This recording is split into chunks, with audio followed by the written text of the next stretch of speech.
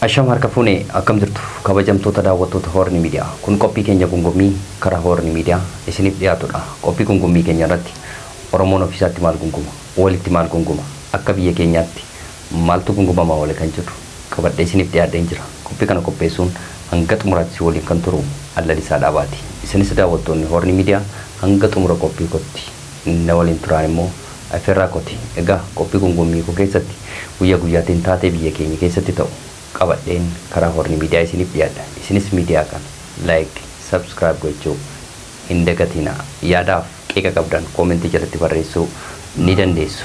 Egaa qabxii koo tokkoffaa yookaan gungummii koo tokkoffaa guyyaa har'aa keessumaa humnoota finxaaliyyaa Amaaraa bakkeewwan garaagaraatti uummata Oromoo irratti ajjeechaa raawwachaa jiraniif akkasumas immoo bulchitoota naannoo Tigraay keessattii fi bulchaan yeroo ammaa muudamee jiru qorumsi cimaan akka isa mudatu guyyaa har'aa dubbatameeti jira. Akkasumas bakkeewwan garaagaraatti waraana bilisummaa Oromoo fi waraana mootummaa yookaan makalaagaa gidduutti bakkeewwan garaagaraatti wal waraansi cimaan gaggeeffamaa akkuma jirutti uummanni nagaan lubbuun isaanii darbaa akka jiruu fi keessumaa qondaala waraana bilisummaa Oromoo beekamaa kan ta'e waggaa tokkoffaa yookaan duun isaa waggaa tokkoffaan obbo Battee Urgeessaa irratti dhugaasas dhabnee isas dhabne kan jedhu obboleessi isaa guyyaa har'aa yaada kaasirratti qophii gungummii koo keessatti argamtu. Hanga xumuraatti na waliin tura. Egaa qabxii koo tokkoffaa keessatti yookaan finxaaleeyyiin Amaaraa bakkeewwan garaagaraatti keessumaa uummata Oromoo irratti ajjeesaa turuun yookaan bakkeewwan garaagaraatti ulfa ajjeesuu harma kutuu akkasumas immoo morma kutanii ulfannisaa turuun ni yaadatama jechuudha. Ammas keessumaa Oromiyaa bakkeewwan garaagaraa keessumaa erga daangaan finxaaleeyyii Amaaraa yookaan daangaan Amaaraa fi daangaan Oromoo bakkeewwan garaagaraa iddoo jirutti yaaliin ajjeechaa yookaan ajjeechaan uummata Oromoo irraa hanga guyyaa har'aatti dhaabbanne jechuudha. Egaa keessumaa yeroo darbe irraa kaasee guyyoota muraasatti asitti keessumaa godina Horroo Guduruu Wallaggaa aanaa Jaardagaa Jaartee keessatti lubbuu namoota 15 olitu darbee turuun ni yaadatama akkuma dubbachaa ture jechuudha. Egaa ajjeechaan kun achi qofaatti hin dhaabbanne godina Horroo Guduruu Wallaggaa keessatti torban lama dura keessumaa Abee Dongoroo keessatti lubbuu namoota 20 olii ajjeesanii turuun ni yaadatama humnoonni finxaaleeyyii Amaaraa kuni. Ammas kaleessa irra deebiin Abee Dongoroo keessatti lubbuu namoota 7 olii ammas finxaaleeyyiin Amaaraa kun galaafataniitu jiru jechuudha. Kana irratti mormiin garaagaraati amma gaggeeffamaa jira uummata achi keessa jiran jechuudha. Yeroo darbe keessumaa Jaardagaa Jaartee keessatti waggaa darbe irraa kaasee waggoota muraasatti asitti keessumaa godina Horroo Guduruu Wallaggaa keessatti miidhaa jabaa geessaa jiruu fi akkasumas immoo qabeenya uummanni Oromoo bakka sanaa qabu horii akkasumas immoo midhaan qotatee manatti gashatullee finxaaleeyyii Amaaraatiin saamamee turuun ni yaadatama. Mannis gubatee turu lubbuun namoota hedduu dhibbaan kan lakkaa'amu darbee turuun ni yaadatama jechuudha. Kanaaf ammas ajjeechaan achi keessatti Jaardagaa Jaartee qofa otoo hin taane aanaa shanii ol keessatti gaggeeffamee turuun ni yaadatama godina Horroo Guduruu Wallaggaa keessatti jechuudha. Kanaaf ajjeechaan guyyaa lama dura Jaardagaa Jaarteetti raawwate guyyaa kaleessaa immoo Abee Dongoroo keessatti lubbuu namoota 7 olii darbee jira humnoota finxaaleeyyii Amaaraatiin jechuudha. Humnoota finxaaleeyyii Amaaraa jechuudha yoo baanne waraanuma mootummaan hidhachiise otoo mootummaan bakka sana yookaan immoo qaamni mootummaa bakka sana jiru finxaaleeyyii Amaaraa yoo jechuudha faannoo mootummaan hidhachiise kan otoo hiikkachiisee ofii hidhachiisanii ammas uummata Oromoo bakkeewwan garaagaraatti ficiisaa jiru. Kanaaf uummanni otoo inni diduu bakka isaa yookaan mana jireenya isaaniitti gashanii uummata ficiisanii turuun yaadatama Jaartee Jaardagaa keessatti jechuudha. Ammas faannoo mootummaan hidhachiise kana qaama isaa yookaan immoo meeshaa hidhachiise kana reeshina hundumaa deeggaree yookaan immoo baajata hundumaa deeggaree uummata Oromoo bakkeewwan garaagaraatti siyaasa yookaan qumaara fayyadamee uummata Oromoo ajjeesaa turuun ni yaadatama waggoota muraasatti asitti keessumaa Wallagga keessatti. Kanaaf ammas kan Abee Dongoroo keessatti Jaardagaa Jaartee keessatti hamma ta'aa jiru ammas qumaaruma siyaasaa fi faannoo mootummaan hidhachiise uummata bakkeewwan garaagaraatti ajjeesaa jira jechuudha. Kanaaf kan hidhachiise mootummaadha. Ammas uummanni akka mootummaan hidhachiise waan beekaniif mootummaan nurraa hiiksisu jechaa jiru jechuudha. Ammas hiriira bakkeewwan garaagaraatti bahanii godina sana keessatti dubbatachaati jiru. Kanaaf Jaardagaa Jaartee keessatti fi Abee Dongoroo keessatti torban tokko keessatti bakkeen lama yookaan aana lama keessatti yaaliin ajjeechaa karaa finxaaleeyyii Amaaraa raawwatee jira. Kanaaf uummanni hedduun qeessaaf qabeenya isaarraa ammas buqqa'aati jira jechuudha. Kanaaf mootummaan giddu galeessa yookaan immoo qaama hidhachiise kana hin hiikkachiisu taanaan uummanni godina sana jiru guutummaa guutuutti buqqa'uuf akka jiruu fi imimmaan waggoota lamaatti asitti bu'aa ture ammas irraa qooruu diduun uummata Oromoo biratti gaaffii guddaa kaaseera. Kanaaf uummanni godina sana keessa jiru hiriira bahee yookaan dhaadannoo bahee dhageessaa jira. Viidiyoo qabna daawwannee walitti deemna.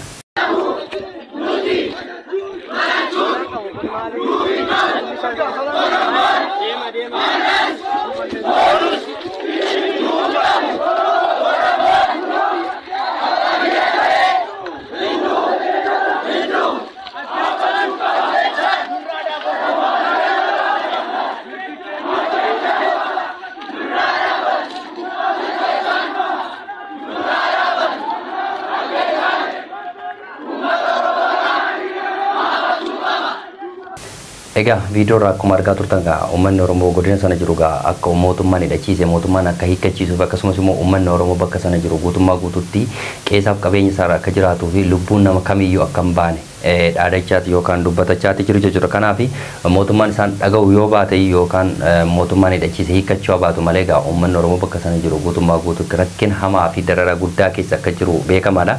Kanaaf gaa godina sana keessatti gaa aanaa Agamsaa Amuruu jaartee jaardagaa fi abee dongoroo qabate uummanni kumootaan lakkaa'amu gaa gidiraa hamaa fi rakkina hamaa fi dhiphina guddaa keessa akka jiruu fi qe'eesaaf qabeenya saamamaa akka jiru dubbatachaati jira. Akkasumas lubbuun namoota hedduu bahaa akka jiruu fi gara fuulduraatti gaa mootummaan gidduu galeessa raawwatu taanaan lubbuun namoota kana qofa otoo hin taane lubbuun namoota hedduu darbuuf akka jiru beekamaadha. Kanaaf gaa mootummaan bakka sana jiruu fi keessumaa sadarkaa aanaaf sadarkaa godinaatti uummata sanaaf hin birmatan taanaan rakkoo guddaan godina sana qaqqabu akka danda'u argamaatii jira jechuudha. Kanaaf sa'aatiin kan fayyadamee gaa keessumaa qabxii kolammaffaa yookaan gugummii kolammaffatti yeroo darbu gaa bulchitoota naannoo Tigraay keessumaa gidduu kana torbanii asitti gaa ibsa garaagaraa kennaa turuun ni yaadatama jechuudha. Waggoota ittiin durfamaa turani jechuudha warri naannoo Tigraay gaa keessumaa rakkina hamaa keessa turuun ni yaadatama erga marii Viktooriyaa booddee jechuudha. Keessumaa bulchitoonni TPLF qorumsa guddaa itti ta'anii turuun ni yaadatama. Obbo Geetaachoo Raddaatti hundumaafuu obbo Geetaachoo Raddaa aangoo qabu hundumaa buusee aangoon kun immoo gaa guyyaa lama dura obbo Geetaachoo Raddaa irraa bu'ee gaa gara Jeneraal Taaddasaa Warradeetti darbee turuun ni yaadatama.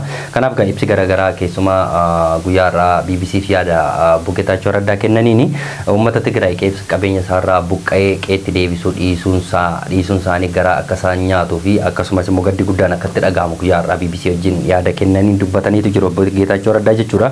Kanaaf gaa yeroo ammaa Tigraay kan bushaa jiru gaa yookaan bushuuf kan aangoo fudhate gaa Jeneraal Taaddasee Warradee qorumsi guddaan akka isaan mudatu dubbatee jira jechuudha obbo Geetaachoo Raddaa. Kanaaf keessumaa Tigraay keessatti gaa gareen TPLF yookaan immoo Dr. Gabrsoon Gabra Mikaa'eliitiin kan durfamu aangoo warreen jaallatanii keessumaa muummee ministeera Itoophiyaatti illee qorumsa guddaa akka ta'anii fi akkasumas immoo bulchaa naannoo Tigraay ta'e yeroo muudame kan ture obbo Geetaachoo Raddaa irratti qorumsa guddaa ta'anii turuun ni yaadatama qaamota lamaan kana gidduutti jechuudha. Kanaaf gaa jarri TPLF aangoo akka jaallatan dubbateeti jira jechuudha obbo Geetaachoo Raddaa guyyaa har'aa.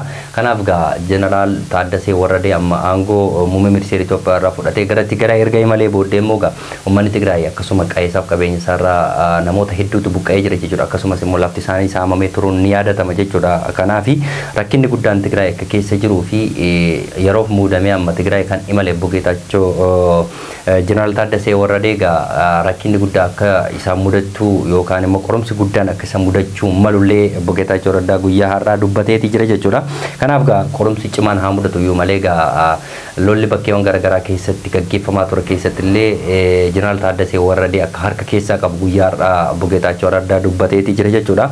Kanaaf gaa walirratti yaadaa fi qeeqa walirratti kaasaa turuun isaanii yeroo dhiyoo as kan dhufe miti waggoota lamaa ta'etti gaa yaadaan taane ilaalcha hin taane walii qabaachaa turuun ni yaadatama keessumaa warri TPLF fi gareenii obbo Geetaachoo Raddaa jechuudha. Kanaaf gaa Jeneraal Taaddasee Warradee itti aanaa yookaan immoo obbo Geetaachoo Raddaaf hojjechaa kan ture yookaan itti aanaa obbo Geetaachoo Raddaa ta'e turuun ni yaadatama waggoota lamaaf jechuudha. Amma immoo gaa hooggansa fudhatee gara Tigraay erga imalee qorumsi guddaan isa mudachuu akka qabuu fi keessumaa uummanni Tigraay buqqa'ee qe'eesaatti akka deebi'uuf akkasumas immoo lafti Tigraay saamamee akka uummata Tigraayiif deebi'uu fi akkasumas immoo bulchitoota naannoo Tigraay yookaan TPLF wajjin marii guddaan akka barbaachisuu fi Tigraay keessatti nagaan akka bu'uuf qorumsa guddaa isa barbaachisa waan ta'eef ulee maajikii fudhatee gara Tigraay imaluu qaba kan jedhu gaa guyyaa obbo Geetaachoo Raddaa dubbateeti jira. Maalumaafuu Jeneraal yookaan immoo Jeneraal Taaddasee Warradee gaa hundumaaf aangoo fudhatee gara Tigraay imalee jira jechuudha.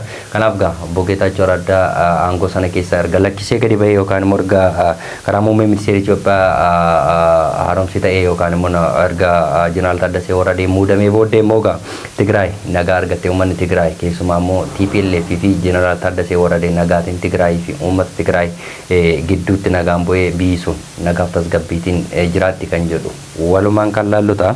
Isa dhumarratti gaa wal waraansi waraana adda bilisummaa Oromoo fi mootummaa bakkeewwan garaagaraatti ammas gaggeeffamaa turuu fi qaamni gidduu gale yookaan immoo namoonni nagaan lubbuun isaanii darbaa jiraachuun ammas argamaati jira jechuudha. Godinaalee Oromiyaa bakkeewwan garaagaraa keessatti waraana adda bilisummaa Oromoo fi mootummaa gidduutti qaamni miidhamaa akka jiruuf akkasumas immoo sababii waraana adda bilisummaa Oromootti uummanni hedduun rakkina guddaa argaa akka jiruu fi keessumaa namoonni shakkamanii waraana adda bilisummaa Oromoo deeggartu jedhanii waraanni mootummaa bakkeewwan garaagaraatti garaagaraatti mana hidhaa keessaa baasanii akkasumas immoo mana isaaniitti baasanii lubbuu baasaa jiraachuun argamaati jira jechuudha. Kanaaf gama Oromiyaatiinis yookaan gama waraana adda bilisummaa Oromoo fi mootummaa gidduutti rakkinni guddaan uummata nagaa rakkisaa akka jiruu fi uummanni nagaanis rakkoo hamaaf saaxilamaa akka jiru argamaati jira jechuudha. Kanaaf keessumaa waggoota jaatessitti kan uummanni nagaan sababii waraana adda bilisummaa Oromootti qeessaaf qabeenya isaarraa buqqa'uura darbee hanga lubbuu dhabuutti gahaati jira jechuudha. Kanaaf mariin yookaan immoo araarri waraana adda bilisummaa Oromoo fi mootummaa gidduutti ta'amuu dhabuunis uummata nagaa rakkoo hamaaf saaxilaa akka jiruu fi akkasumas qeessaaniif qabeenya isaanii buqqisuurra akkasumas qeenya isaanii gubachaa akka jiru argamaati jira jechuudha. Kanaaf namoota nagaan bakkeewwan garaagaraatti sababii waraana adda bilisummaa Oromootti waraanni mootummaa ajjeesa akka jiranii fi qeenya isaanii gubaa akka jiranii fi akkasumas qabeenya isaanii akka saamaa jiran argamaati jira. Kanaaf keessumaa naannoo Oromiyaa keessatti bakkeewwan garaagaraatti uummanni nagaan dararaa guddaa argaati jira. Kanaaf isaan gidduutti waan amantaa dhabuu fi akkasumas araarri bu'uu dhiisuunis uummata nagaa bakkeewwan garaagaraatti rakkisaati jira. Isarratti darbee keessumaa waggoota muraasaatti keessumaa waggaa tokko qondaallee waraana adda bilisummaa Oromoo kan ta'e yookaan karaa nagaatiin qabsaa kan ture obbo Battee Urgeessaa waggaa tokkoffaan isaanii gahameeti jira. Kanarratti guyyaa har'aa akka isaanis dhabnee obbo Battee Urgeessaas dhabne kan jiru guyyaa har'aa obboleessi isaa yaada dubbateeti jira jechuudha. Kanaaf sababii garaagaraatiin yookaan immoo warreen human rights watch dabalate yookaan mirga falmaa dhala namaa kan ta'e fi namoonni dhugaa baasota kan ta'an bakkeewwan garaagaraatti qorannoo gaggeessanis qorannoon isaanii fashalaa'ee jira gama mootummaatiin kan jedhu guyyaa har'aa dubbatamee jira jechuudha. Kanaaf innis fi keessumaa qondaaltota waraana adda bilisummaa Oromoo dabalate akkasumas kaafaa fi warreen karaa nagaa rakkina hamaa keessa akka turan ni mul'ata jechuudha. Kana keessatti adda durummaan kan beekamu yookaan abaa'oo falmuuf yookaan immoo abaa'oo karaa nagaa falmuun kan beekamu obbo Battee Urgeessaa erga lubbuun isaanii darbee waggaa tokko gahee jira jechuudha. Waggaa tokko keessatti dhugaan isaanii otoo hin bahiin akkasumas keessumaa hoteela isaan qabatanii bulan keessaa waraana mootummaatiin baafamanii ajjeesamanii turuun ni yaadatama obbo Battee Urgeessaa.